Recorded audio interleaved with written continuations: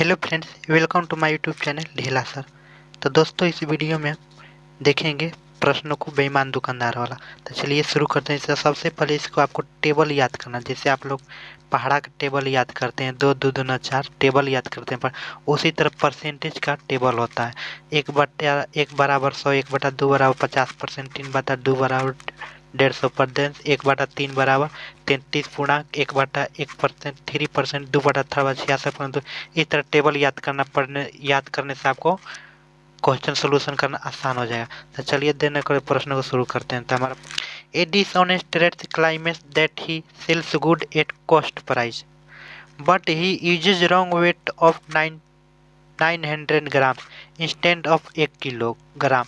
What will be his profit percentage. इस तरह का यानी कह रहा है, मान लेते हैं उसने 1000 ग्राम, मान लेते हैं उसने 1000 ग्राम 1000 ग्राम उसने 1000 ग्राम उसने 1000 रुपया में खरीदा होगा। मान लेते हैं 1000 रुपया में उसने खरीदा है और कह रहा है कि मैंने जितना में खरीदता है, दावा करता है कि सामान को लागत मूल्य पर बेचता नहीं। 1000 ग्राम 1000 रुपया में खरीदा है, तो अब बेचेगा तो बेच रहा भी 1000 रुपया में बेच भी रहा है, क्योंकि कह रहा दावा कर।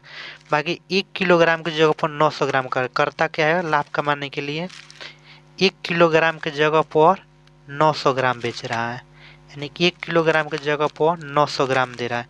1 किलोग्राम की जगह पर यानी कि 900 ग्राम को 1000 रुपया में बेच रहा है, 1000 रुपया में बेच रहा है। तो 1000 की जगह पर कितना प्रयोग कर रहा है, 900 ग्राम का प्रयोग कर रहा है।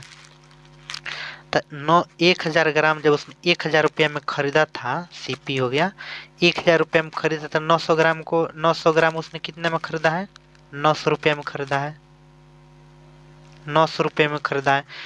तो 900 ग्राम को 900 रुपया में खरीद रहा है, पर उस बेच कितना में रहा है इसको, तो इसे बेच रहा है 900 ग्राम को 1000 रुपया में बेच रहा है।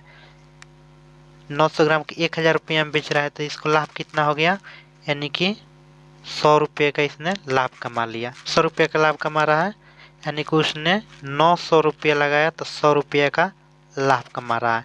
तो यही हो गया।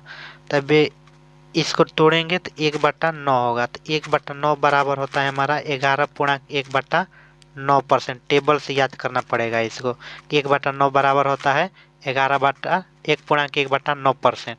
तो ऐसे कर सकते, नहीं तो आप ऐसे भी कर सकते 1/9 पर भिन्न हो गया, भिन्न को परसेंटेज में चेंज करने के लिए 100 से गुना करते हैं, तो 100% से गुना कर देंगे तो हो जाएगा 11×9 = 100, 11×9 = 100, यानी कि 11.1/9% हमारा आंसर हो जाएगा।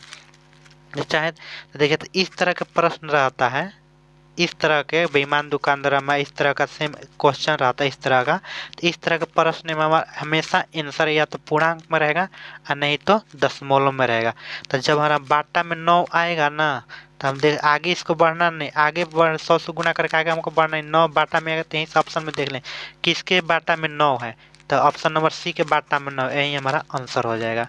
आगे करने की जरूरत नहीं पड़ेगी, क्योंकि इसका आंसर हमारा पूर्णांक में आता है, नहीं तो दशमलव में आएगा। 1/9 हो गया। तो देखिए, तो इस तरह 11.1/9 है, तो इसको हम ऐसे भी लिख सकते हैं, चेंज कर सकते हैं 11 + 1/9% ऐसे भी लिख सकते हैं, तो वही हमारा आंसर हो गया। अब देखिए इस चीज़ को हम ऐसे लिख सकते थे, तो क्या इस वाले पॉइंट को हम डायरेक्ट नहीं लिख सकते हैं, इतना झोल झाल करने की आवश्यकता क्या है। इस पॉइंट को हम डायरेक्ट भी लिख सकते हैं। कैसे, तो देखिए आपको बताते हैं कैसे लिख सकते हैं।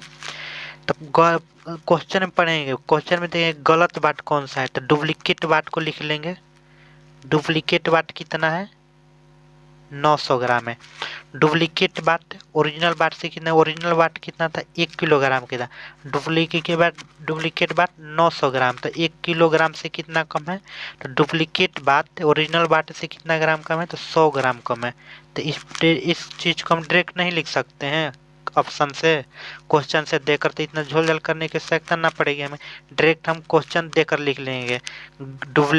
डुप्लीकेट बात डुप्लीकेट वाट नीचे लिख लेंगे और डुप्लीकेट वाट ओरिजिनल वाट से जितना कम होगा उसको हम ऊपर लिख लेंगे। बस इसमें 100 से गुना कर देंगे, वही हमारा आंसर आ जाएगा। नहीं तो ऑप्शन में देखेंगे कि 2 जीरो से 2 जीरो काटेंगे, डायरेक्ट देखेंगे किसके पूर्णांक में 9 है, किसके बाटा में 9 है, उस वही हमारा आंसर होगा। नहीं तो आगे करेंगे इस वाला चीज़ को हम डायरेक्ट ऐसे लिख के हल कर सकते हैं।